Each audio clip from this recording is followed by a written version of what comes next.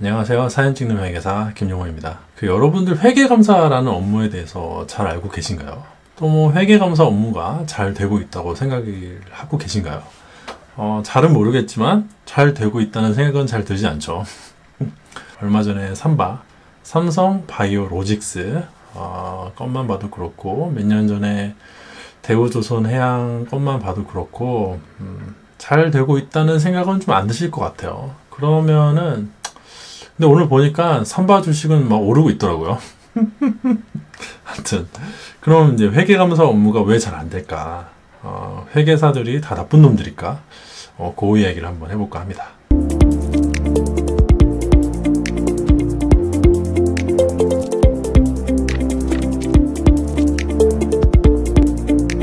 일단 생각보다 근데 일반 사람들이요, 회계감사가 어떻게 이루어지는지를 잘 몰라서 제가 이제 그 얘기를 하면 다들 깜짝깜짝 놀라더라고요. 일단은 회계감사라는 게 뭔지는 제 회계원리 강의에서 간단하게 말씀을 드렸는데, 요약을 하자면은 기업에서 이제 재무제표라는 회사의 어떤 장부를 만들고요.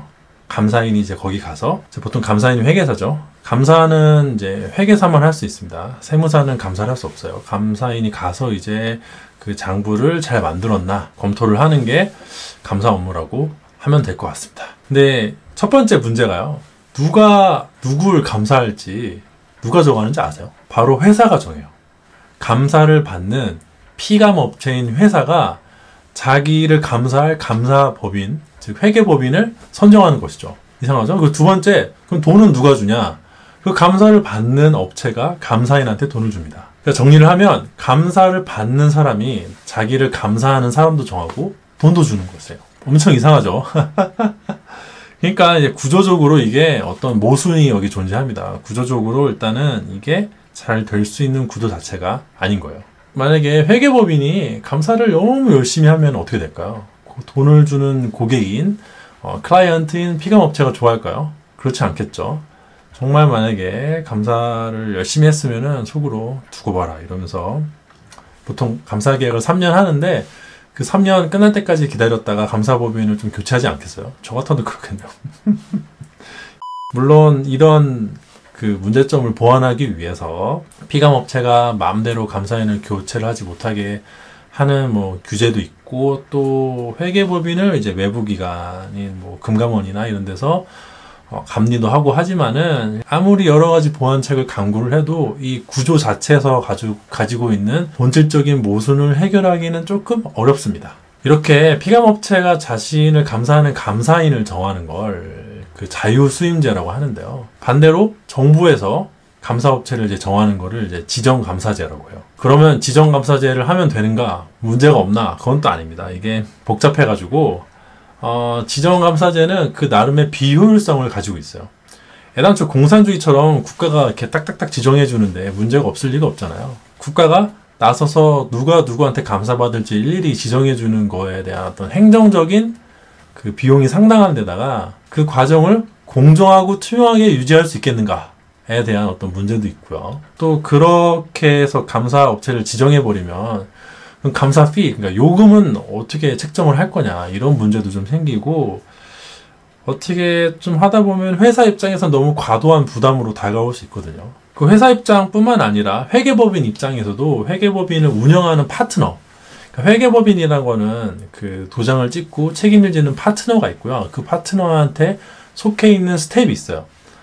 스텝은 이제 일을 해주는 사람이고, 파트너가 영업을 하는 사장님이라고 보면 됩니다. 그 파트너 입장에서는 자신의 이제 영업 능력하고 상관이 없이 국가에서 지정을 해주기 때문에 자신의 어떤 수입이 전적으로 국가에 의해서 좌지우지 되는 거에 대해서 상당히 불합리하다고 느낄 수도 있고요. 또 열심히 하지 않은 회계법인이 국가에서 지정을 잘 해주면 돈을 잘 벌겠죠. 이런 경제 정의적인 측면에서도 바람직하지 않은 측면이 존재합니다. 복잡하죠. 그래서 우리나라 같은 경우에 현재 그 자유수임제를 근간으로 하되, 일부 어떤 특수한 케이스, 어떤 위험한 회사거나 아니면 어떤 뭔가 약간 여러 가지 경우가 있어서 문제가 좀 있어 보이면은 국가가 지정을 하는 형태로 운영이 되고 있어요. 그러니까 대체로는 다 자유수임제인데 몇몇 어떤 회사들은 지정제로 운영이 되고 있는 상황인 것입니다. 내년부터는 지정감사제가 좀 더 강화가 된다고는 합니다. 6년 동안 자유수임을 했으면은 3년은 지정을 받아라 라고 규모가 큰 회사나 상장 기업들은 뭐 그렇게 한다고 하는데, 글쎄요, 뭐 저는 약간 뭐 회의적이네요. 뭐 제가 애당초 그 감사 업계에 대해서 희망적이었다면 계속 회계법인을 다니고 있었겠죠. 그리고 이제 자유수임제나 뭐 지정감사제 이런 거랑 상관이 없이 회계감사가 잘 이루어질 수 없는 이유 중에 하나가 바로 감사인한테 그 수사권이 없다는 것이요. 뉴스를 보시다 보면 감사인이 의견을 준다라는 이런 워딩을 보게 되는데요. 회계감사는 그 회사가 주는 자료에 근거해서 감사를 하고요. 만약에 그게 멀쩡해 보이면 적정하다는 의견을 주는 형태로 구성이 되어 있어요. 그러니까 회사가 주는 정보에 근거한다는 게 거기에 의존한다는 게 포인트입니다.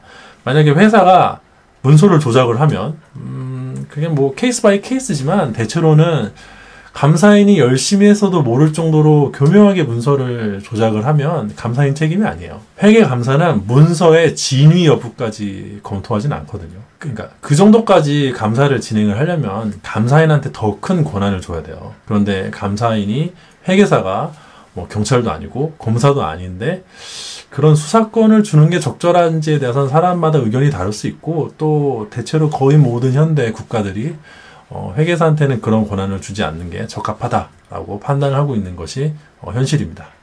그래서 회계사는 수사권이 없어요. 계좌를 추적한다거나 이럴 수가 없습니다. 그냥 주구장창 회사한테 자료 좀 주세요 이렇게 말씀을 드려야 돼요. 여러분들은 이런 사실을 처음 들으니까 좀 이상하다고 느낄 수는 있겠는데, 이게 어떤 현대 경제 사회의 커다란 컨센서스라 이 부분은 앞으로 그렇게 크게 변동될 부분은 없어 보입니다. 그래서 회사가 진짜 작정하고 속이는데 거기에 진짜 기가 막히게 속여가지고 누가 봐도 모를 정도였다.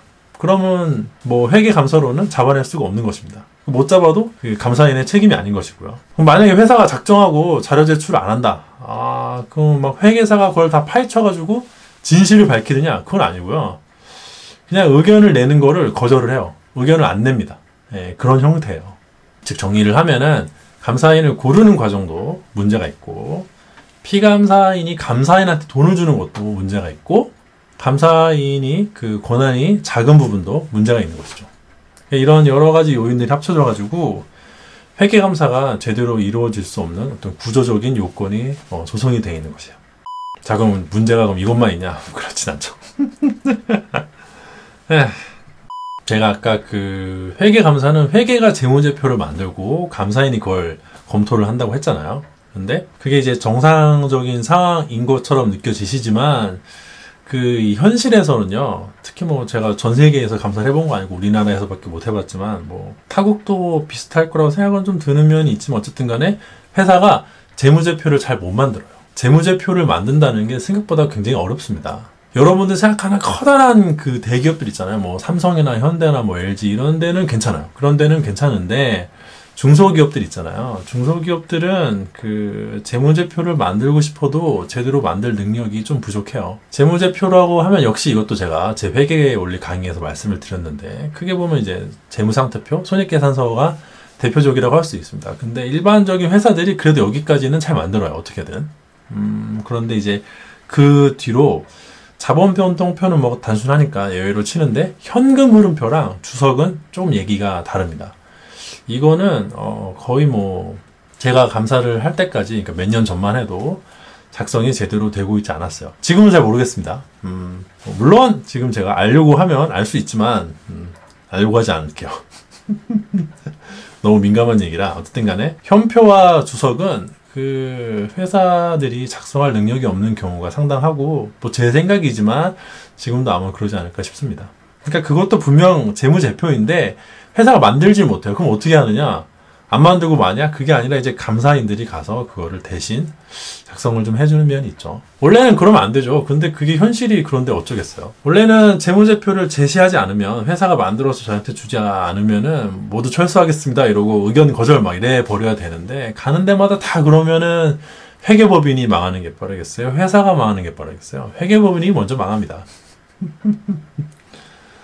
일부러 안 만드는 거면 몰라도 전국에 있는 그 수많은 정말 여러분들 모르시는 회사가 정말 많거든요. 그 회사들이 다 재무제표를 자체적으로 만들 수 있는 능력을 갖추게 하는 건 지금 여건에서는 사실 불가능합니다. 그렇다고 그 회계법인을 두 개를 고용해서 하나한테는 회계장부를 작성하는 업무를 맡기고 그 회사가 작성을 하면은 또 다른 회사에서 감사를 하게 하면 되지 않냐라고 하는데, 그러면 이제 그 비용이 너무 과도해지잖아요. 특히 그런 거를 못하는 재무제표 작성 능력이 떨어지는 중소기업들 같은 경우에는 수익도 많이 좀 잘 나지 않는 한계 기업들도 많은데, 그런 데다가 그렇게 과도하게 비용을 더 투자하라고 하면 뭐 그것도 뭐 일종의 해법인 될 수 있겠지만은 사실 어려운 것 같아요, 현실적으로. 이러다 보니 감사를 해야 될 감사인들이 회사의 어떤 주석이나 이런 걸 만드느라 밤을 새게 되는 것이죠.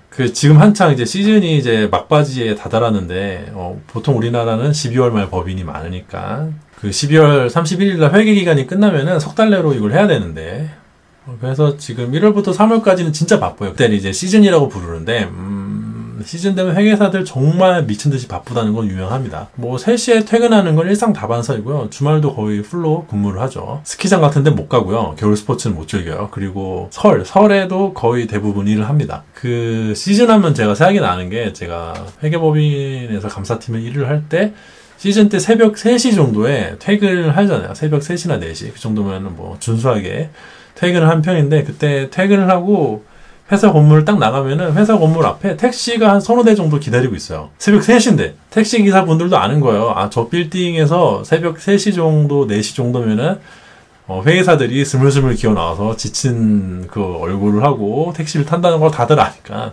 거기서 기다리고 있는 거죠. 지속적인 어떤 수요가 있으니까. 그러니까 감사만 하기에도 바쁜데, 감사가 아니라 이제 재무제표 작성도 하고 있으니까 또 이런 관행이 뿌리 깊게 박혀 있다 보니까요. 일반 그 회사들도 그게 회계사들 업무인 줄 알아요. 아니 그러면 내가 돈을 주고 감사를 의뢰를 했는데 회계사들이 와서 결산 업무도 도와주지 않으면은 우리들이 돈을 왜 줘야 돼? 라고 말을 하는 그 회사분들도 많이 계시거든요. 아마 지금 이 영상 보고 계신 분들 중에 그런 생각하고 계신 실무자분들도 계실 거예요. 아니 그럼 회계사들 와가지고 우리 결산한 것도 안 도와주는데 돈을 왜 받아가? 그게 사실 어떻게 보면 되게 황당한 일인데, 그게 지금 대한민국의 현실인 것이죠. 지금부터는 뭐 영상 보시는 분들에 따라서 반발심을 가질 수도 있겠지만, 제가 보기에는 가장 심각한 문제는요, 바로 대중의 무관심입니다. 회계 감사를 하면 감사를 받는 회사는 피곤하고 싫잖아요. 누가 좋겠어요? 누가 자기를 이렇게 뭐 검토하고 막 자료 주세요 하고 귀찮게 하고 하는데 누가 좋아하겠어요?